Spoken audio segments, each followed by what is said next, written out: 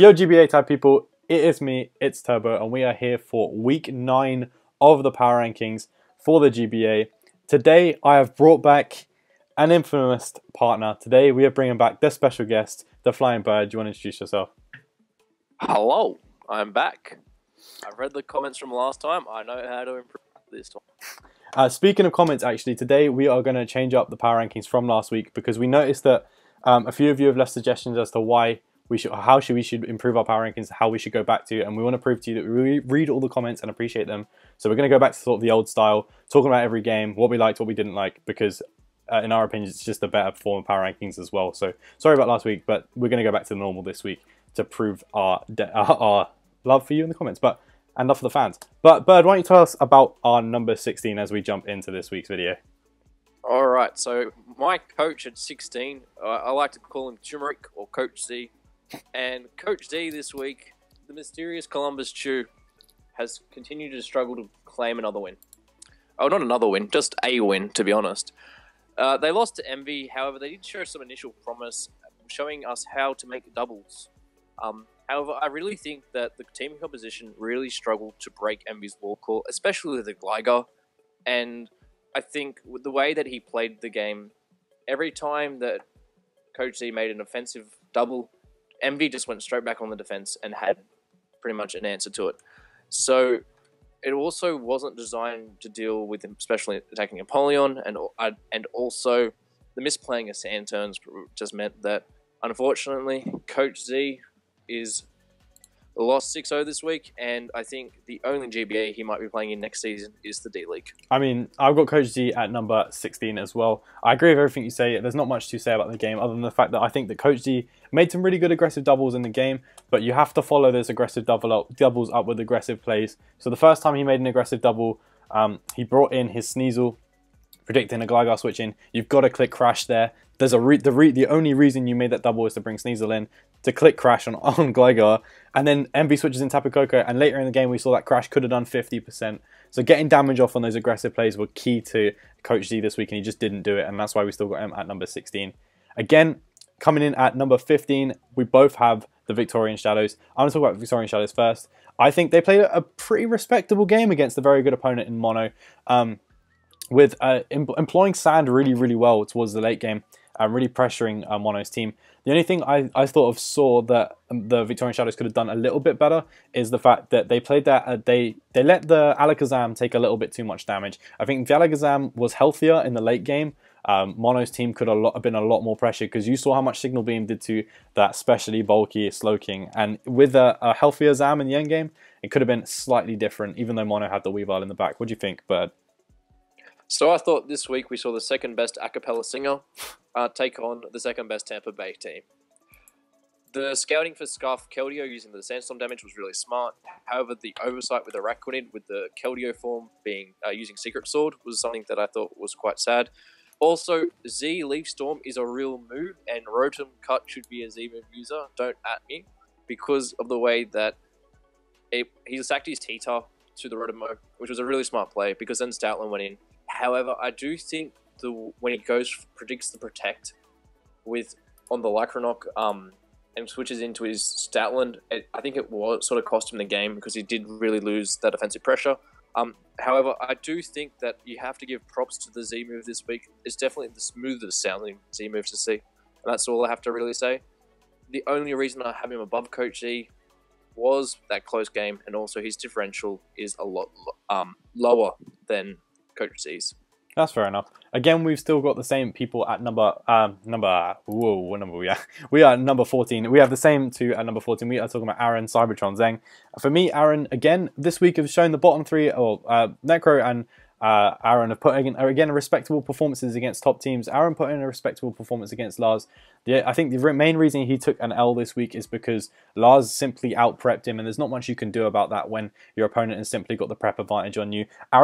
Aaron's team not having an ice resist. Again, most of Aaron's losses are coming from weaknesses in draft. And again, that's going to come with time. He hasn't played singles before. You need to learn what to draft and when to draft it.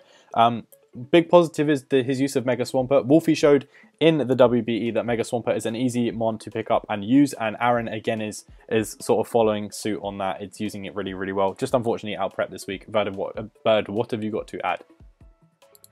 I think, as you said, is it prep or is it the draft itself? And I think the big concern I have with Aaron is that he's listening to too many people. We saw with, like, for example, the Mega Swampert. If it clicks Stone Edge on the Tornadus double on the early game, or clicks Superpower trying to predict the Lurantis to come in, it could be a very different game, but he prioritized hazards. It's a 1-0 loss to a Resurgent Mars, so therefore it's nothing to be really ashamed of. However, I think the real fault of it is that his reliance on Rain and Pelipper and also Mimikyu, and I think we've seen 5 of the 6 same members come every match from memory. The repetition of the substitute Kartana didn't offer any breaking power, I thought. And when you don't have that, it's really a shame, especially when you see Sacred Sword. I think he did under half to a Troubleberry Cabalion from memory. And, the best modern Battle Spot singles Mimikyu was quite lucky and fortunate, I thought, this week to break down the Lurantis. However, I still think his Mega Swampert's usage has been quite impressive, and therefore he's still my number 14. Fair enough. Coming to 13, we have our first difference, or no, maybe our first difference of the power rankings so far. I have the Detroit Steel Wings and Crimson. Again, a really, really respectable performance and even a win from the Detroit Steel Wings against Jim Lee the Geo this week. He again uses the Thunderous really, really well in the late game. I really like the Jirachi set as well, identifying a really, really solid, useful way of breaking Toxapex, because obviously Jirachi has nothing outside of anything set up that's going to beat Toxapex in one hit. So having that future sight in the back is really, really useful to pressure Geo's team.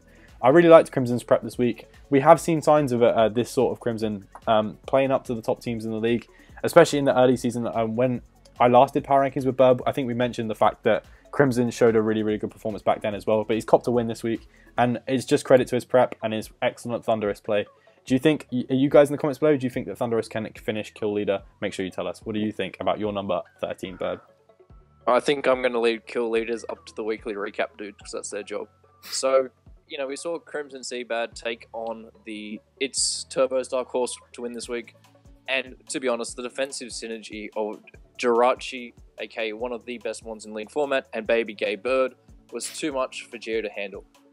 That defensive core was really impressive, especially in the way that Jirachi, Toxic the Mew, and also the constant presence of Future Sight. The way in which he used that mechanic was really impressive, and it comes in really clutch when Geo chooses to sack off the Toxapex.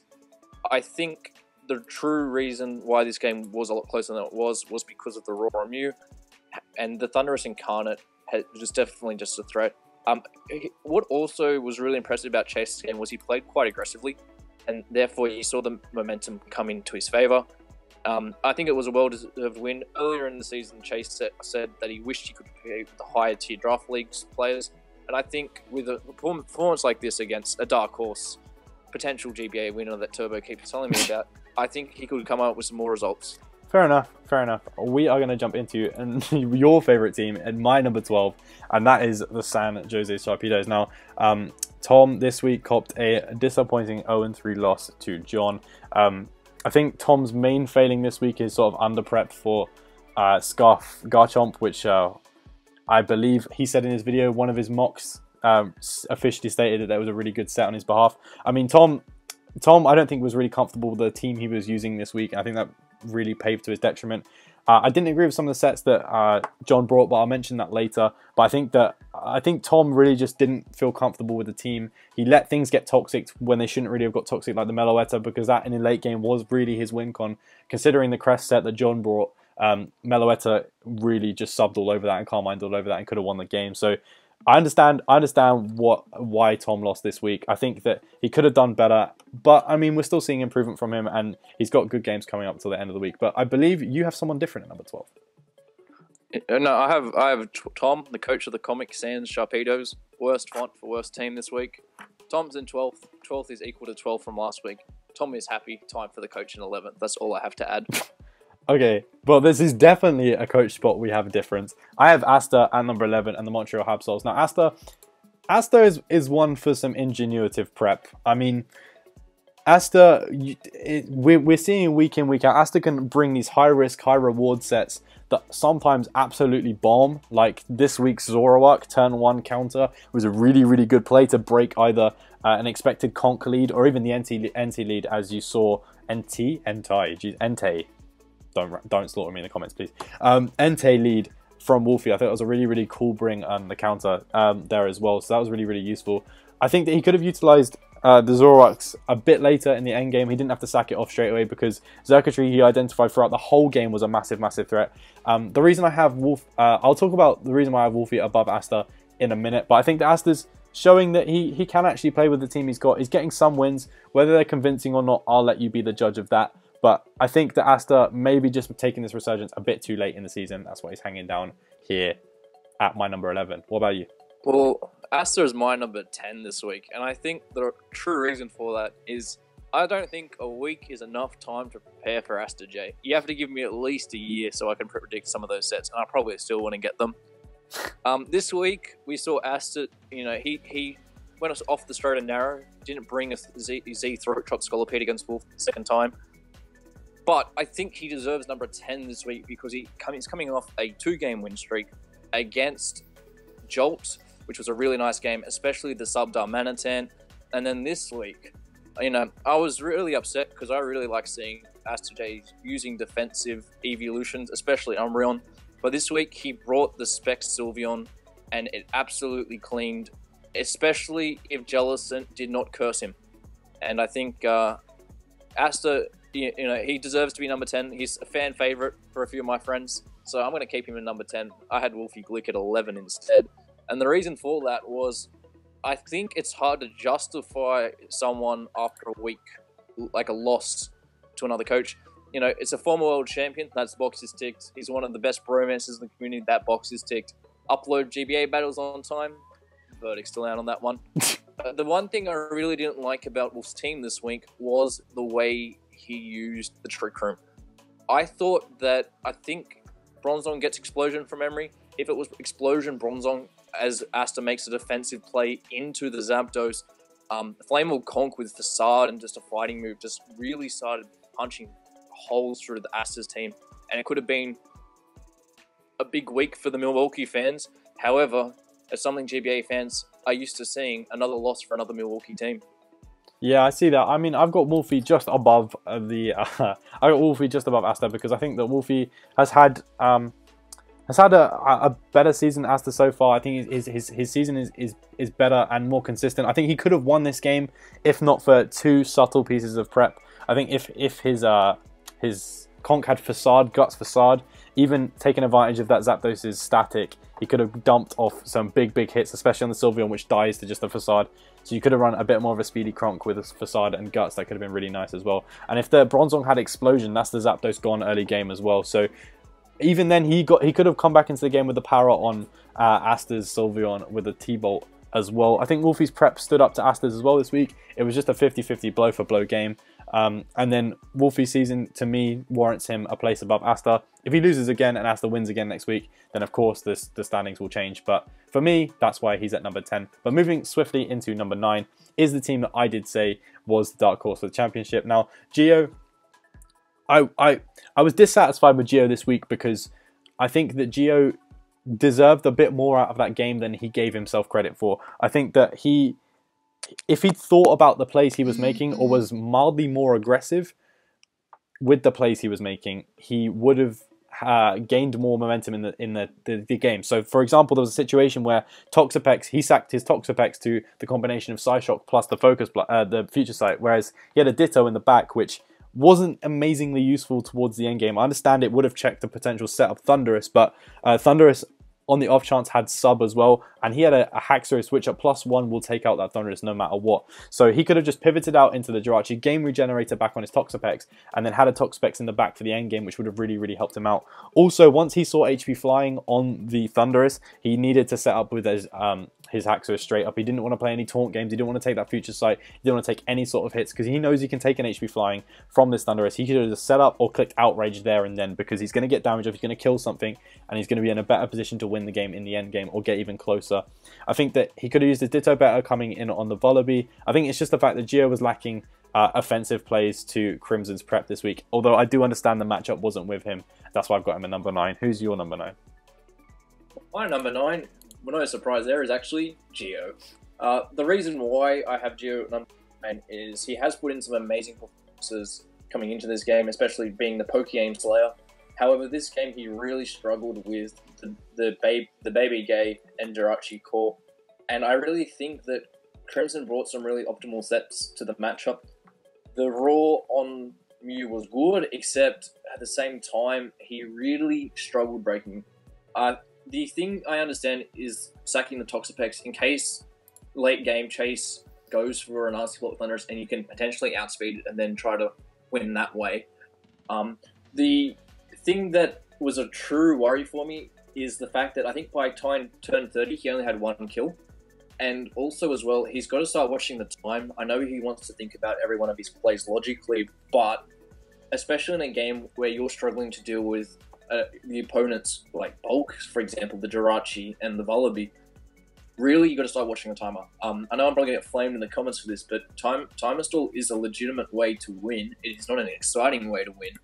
He's just got to be careful though, because I think for a majority of the game, there was never a stage where he was ever ahead on the kills list. So it was always in Crimson's favor to win if it went to timer. So that's definitely another thing that he's got to think about.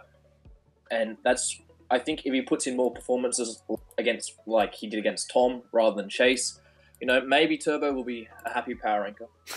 Maybe. Geo, don't let me down, dude. But at number 8, again, probably the team from 8 to sort of, even 8 to 1 this week is a pretty big cluster of just teams that can be interchanged. But I think I've sort of got, we've got the best sort of lists out of it as we can. And my number 8, I've got Joey and the Bronx Beartics. Now, I have to say I was a bit wrong about Joey last week.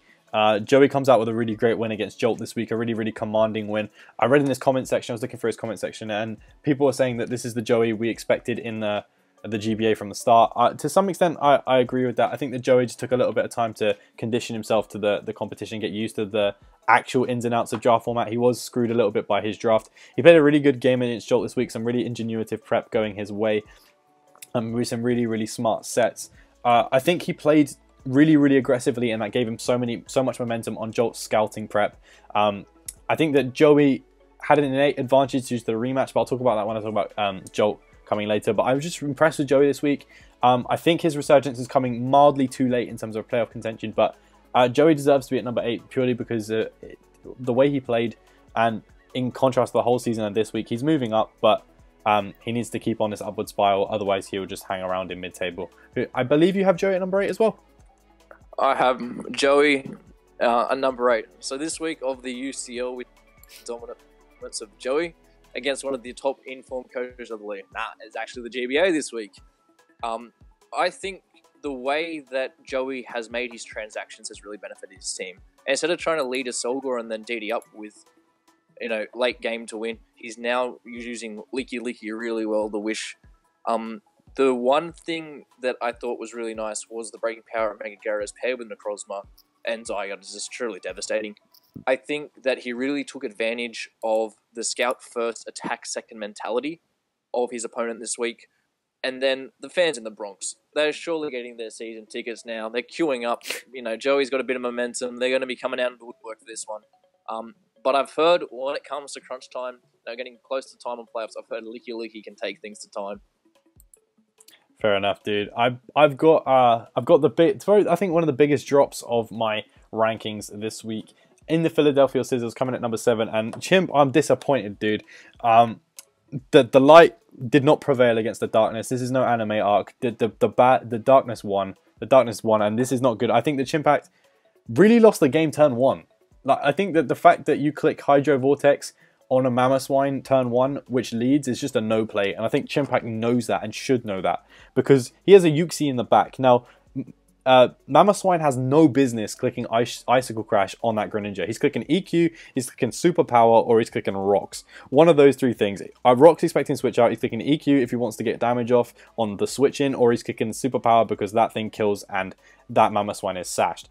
Now, clicking Hydro Vortex is just a no play in my eyes. It's put him back 1 to 2 turns in the game, and from then on, Chimpact is just trying to climb and get forward from the game. I don't understand some of his prep. I think that he could have run Belly Drum on his Slurpuff, and that would have been a bit more optimal, as well as Victini set was not optimal at all, in my opinion. I think it was a very poor Victini set. He brought a disappointing game from Chimpact, and perhaps those slightly less convincing wins, but wins themselves in the earlier season are perhaps lending themselves to what's happening to Chimp in the later season now with this loss to Gator. But hopefully he pulls himself up and continues on to make this a competitive end to the season. What do you think about your number 7? Well, actually, I want to talk about my number 6, Chimp, and I think it's ironic that this time I actually have Chimp above you. So we saw this week Mr. Criminally Underrated Super Anime Power with Chimp with another win over Lars. From carrying on from Lars last week. The aggressive turn on Hydro Vortex from Greninja, I cannot comprehend as I don't watch Rick and Morty, unfortunately. I really think that, from my point of view, in that exchange, leaving Greninja in turn 1 against Mamo is such a play that I really don't understand, because of the whole fact of it's Mamo, it's lead, it's not 9 times 10 sash. If it was something like Specs Water Shuriken, I would understand that. I just didn't really like that. Some of his prep aspects were quite awkward. I think for example, the Focus Blast Glacier Victini was a nice bring to limit the Heat Train Altaria. The Dazzling Gleam, I think it was Special Attack Bulu, which Gator mentioned in his commentary. But the real thing I struggled with was the sacking of Bulu to the Heat Train, which didn't make much sense to me, as the Heat Train limited the Slurpuff coming in. Another questionable aspect of Chimp's prep was the Grass CC Slurpuff, which previously mentioned. Hopefully we'll see Mr. Criminally Underrated Super Anime Powered Chimp back next week instead of Tilt Pack, as Gator likes to call it. I mean, yeah, but just to skip over, you skipped over placements. Why don't you talk about them as well before we move up? So my number 7 was Lars, coach with the Bo Russia Don fan. I think, where do you have him? I believe I have him the place above Chimpact. I do so indeed. That would be I have him at number 6. So I think a loss to Super Anime Powered Chimp is something that you have to look for redemption against, especially against a team that has no ice resist and you have a Kieran Black. That's something that my washed-up analyst friend Zazo likes to keep telling me. So the early game pivot from Tornado's Eye on the Mega Swamp to Kieran Black to physically defensive lander escape gave Lars an early game advantage, as I said before, because Aaron didn't make any of those big boy predicts. Now, his Laurentius trained with my pal the Bee's Knee superior, as Laurentius missed a Leaf Storm. Luckily, it did not cost him the game. Unfortunately, it cannot be said about the latter of the two. His defense allowed him to effectively pivot around Aaron's Rain Core to limit the effectiveness of the game. I really like the way that Lars took advantage of some of the basic Pokemon mechanics this game, as in the way that he used Protect to help nullify the Rain turns. Also, the early knockoff from the Tornadoes on the Pelipper to limit the Damp Rock turns as well was really nice coming back in. The Sacred Sword as well to the Cobalion, as mentioned earlier. The Kieran Black set really carried Lars. Kieran Black is a really nice rain check when you can get rid of Kingdra. Lars has had a tremendous season so far, and he's getting close to securing playoffs, I believe.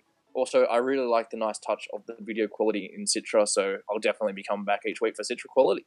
True. I mean, I'm just a little brief word on Lars because he is my number 6. So, Lars, you mentioned the best point in that sort of review is the fact that Lars is simple understanding of game mechanics helped him win the game. I really love defensive Kieran Black because not enough people run defensive Kieran Black and can understand how bulky defensive Kieran Black is, because he took advantage of the fact there was no ice resist, so he could spam Ice Beam pretty freely, didn't have to invest that much, and then have a really bulky Kieran at the end of the day, which is really nice as well. So props to Lars with that one. I mean, you can't blame Lars for losing to Chimpact last week when Chimpact said he wasn't going to lose 2 weeks before, so like that's a non-loss in my opinion. But I mean, Lars always turns up when the pressure is in front of him, and I think he's got a couple of big pressure games coming up, so I hope Lars turns up for them as well, because he has been playing incredibly well and incredibly consistent, and his building has been very, very good this season. Again, an improvement from last season. So props to Lars on that one. But why don't you talk about your number? Oh, you've had Chimpact at number 6, I believe. So I'll jump into my number 5, which is the New Orleans Pelicans. Now, I have to confess to the viewers who flamed me last week, I was indeed wrong about John. I did think that Tom would get a win against John this week, but John proved me wrong. So shout out to John for that. He played really, really excellently. He did exactly what he needed to do to win the game. And when your opponent does that, I can't really criticize any of his plays. I didn't agree with some of the sets that he brought. I think that the Crest set was not very optimal because it lost the momentum when he comes in if certain situations had happened. And also, I think he should have brought a bulkier Piloswine. But the Hariyama was used effectively very, very well as well. And shout out to the Scarf Chomp as well, because that was a massive threat in the game. John just played really, really consistently, and he's on the biggest win streak of the GBA so far. And I know you're going to talk about that later on. Completely gas him up for that. So sorry to the John fans I offended last week by having him too low. He's proved me wrong, and hopefully he keeps proving me wrong, because John is doing really, really well this season. But who have you got at number 5? Well, I'm quite offended that you've stolen my points later on. But my number 5 this week was Monotsui, coach of the Tampa Bay Luxrays. Last time he faced Necro I lost all my fingernails, they were bitten off, and my pacemaker was in overdrive, unfortunately. However, this week, a good Z-move user I always like to see. Z-moves, let's not take the -2 drop, let's just click the Z-move. The Z-move, Rotom was really nice, and then to KO the Tyrant and also get some nice chip damage with the Sucker Punch on the Stoutland, quick coming clutch. I also like the use to protect Regisaur, and that's where I think Mono really strives as a coach, is because of the fact that he puts a lot of thought into his opponent and his opponent's prep. So, for example, taking advantage of the fact that Necro typically breeds his team, PP maxes, they're hard to come by. The Seismic Toss play to kill the Stoutland was a really nice play. And I think Mono is now second in his conference, and it looks like he'll be definitely going to the playoffs, so definitely start buying your tickets. I mean, I have Mono at number 4. Now, Mono, I agree. I really like the Z-move Rotom. That was really cool as well. I recently criticized someone for having Z-move Rotom, but Mono showed how it can just take out a Tyranitar as well. The preservation of Weavile to the end game was key to the win in this game as well. Because you saw how much damage that Alakazam did to his entire team, sort of ripped through his entire core. He dealt with the sand really, really well. It's just an efficient Mono performance, to be honest. Mono is one of those players that never really loses big and never really wins big. He just puts in efficient performances and gets wins, and that's why he's at number 4. He's not the coach that everyone's talking about at the moment, but maybe, again, if there was 2 dark horses, if there was like a black horse and a brown horse, Mono would be the brown horse. But who have you got at number 4? Number 4 this week, another loss to Asta in the GBA. He has to go play another week. He came up against a revamped Pokeaim this week after finding some new members to help him out. I saw that Jolt struggled. Tropial missing is a very rare occurrence for everyone to see. Some doubters would definitely be saying now that the wheels have fallen off the wagon for Jolt. I think the real weakness of this was the rematch clause, and especially the Scout first attack second approach that Jolt took. And you watch in his commentary where certain situations, just by the way that Pokemon's playing, he doesn't see coming, which is really, unfortunate. The double defensive grass types last time now saw double offensive grass types was quite questionable. I also think that when you look at the game itself, that Jolt was really, anything that he was trying to set up just got overwhelmed. That licky, And I think that the way in which Jolt has been playing the whole season, he's definitely still the top 4 coach, but based on form, is now on a 2-game losing streak. He's going to have to snap out of it. I think that it's sad to see Mumra on the decline. He may have just been, hit a rough spot of his Achilles heel, but hopefully we're seeing him back next week firing on all sides. Again, I've got Jolt at number 3. Now, last week I made some pretty defining comments about Jolt, saying that he is a class above everyone else, and I still stand by those comments. The reason I think Jolt is in this position, I think Bird sort of skimmed over it slightly, is anyone who studies or watches Jolt's play, he notoriously struggles in rematch games, especially in a rematch in season, so not playoff rematches, because those games are the hardest, because you can't reveal, especially against a playoff team, a playoff potential team, you can't reveal your best sets or the sets that you need to bring if you perhaps encounter them in the playoffs. So you have to bring a slightly weakened team to perhaps one you'd prefer to bring. I think that Jolt really succumbed to that this week with the Joey team. I think that if he I don't disagree with any of the plays that he's made. So I don't see him like saying he had a bad game. It was a great win by Joey. The scout play was taken advantage of by Joey playing aggressively, and I think that the only constructive criticism that I can give Joel is that if you see Joey making these aggressive doubles and playing this aggressively, maybe it would have been a better idea to not predict the heat wave, because if Joey's going to play aggressive, I feel like you've got to match that, because aggressive will always beat passive every day of the week because of the nature of how aggressive players play. So I think that if Jolt had matched him, he could have gone out and won that game. But again, I don't disagree with any of the plays that Jolt made. I think it's just a rematch syndrome, and that's absolutely fine. But talk about your number 3 to me, Bird. My number 3 is the Florida Gators, coached by Gator. We saw him take on, Philadelphia Sizzles, Chimp, in setting another rivalry as prominent as Seto Kaiba v Yugi. The assault versus Mammoth Swine caught Chimp off guard, which led to the unnecessary sack of the Greninja. Gator's insight to exchanging a hazard wall with Heat Train to limit Chimp's most potent threat of Victini, limiting it to 4 or 5 switch-ins based on if Great Scry's Heat Train was up. His management of Victini was really nicely, and the clutch agility, and then making sure that he got a massive damage off, especially considering Chimp can bring any hazard removal. The choosing part, and then also as well, the way that he used Azumarill, picking things off. The Heat Train was played superbly, as we saw a Heat Train effectively clean up the dead wool. As a Bulu and Heat Train core was anime betrayed, as the Heat Train took out the Bulu, then Klefki cleaned up the game. You won't hear that anywhere else. I don't think, Klefki cleaning up a game. A win over Tilt Pack yet again for Gator. Another coach on superb form who was taken first spot in his conference, I do believe so. Fair. And number 2 is a player you lot aren't going to expect at number 2. Both of us have the San Diego Chimichargers at number 2. Now, Envy again got a nice 6-0 this week against Coach Z. Now, Envy did everything he needed to do to win the game. I do agree.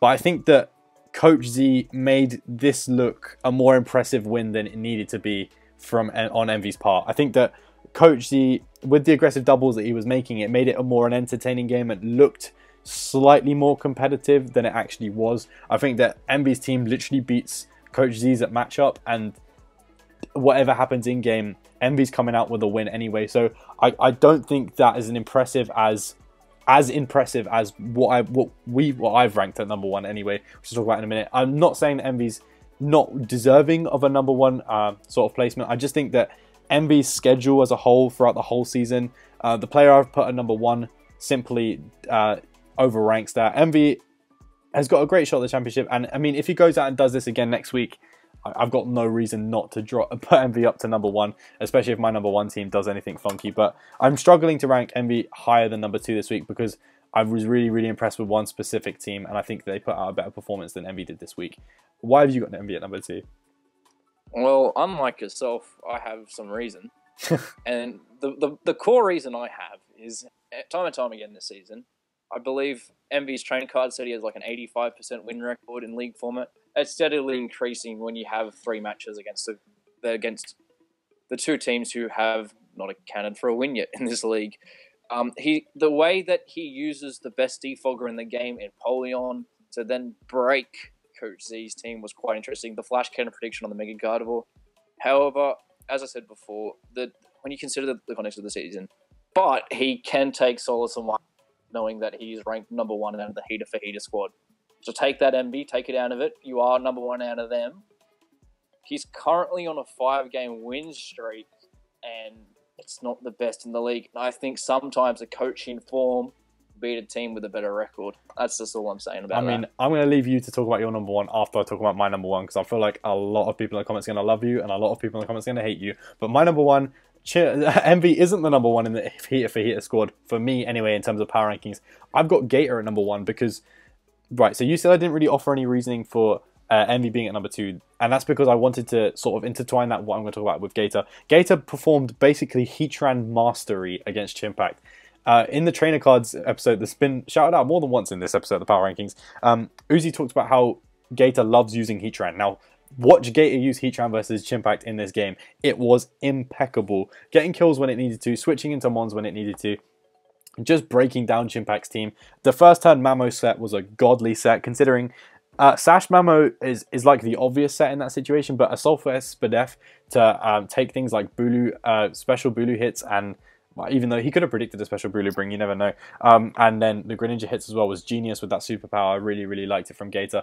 The main reason I've got him above Envy is Gator's season as a whole, compared to Envy's season as a whole, Gator's picked up some harder wins than Envy has, and being only one game down on Envy is really, really impressive, especially considering Envy's played both of the non-winning teams and played one of them twice. So I think that Gator throughout the season has been extremely impressive. He's finally getting his resolve for getting that 6-0 week 1. In week 9, I've got him up there at top spot. I think that Gator is looking good. Gator had a sticky patch mid-season as well, something that Envy didn't have. Gator had a sticky patch and wasn't looking too great, and has come back out of this and has topped his conference, is second overall, I believe, better than Jolt, or maybe one less than Jolt in differential as well.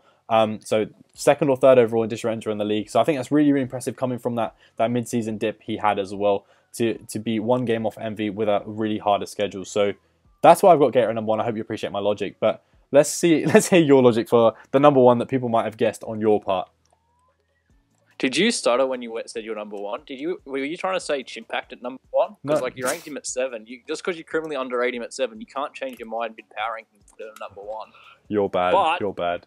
I have someone who beat Chimp this season of the GBA. I have my number 1 as Pokemon coach of the New Orleans Pelicans.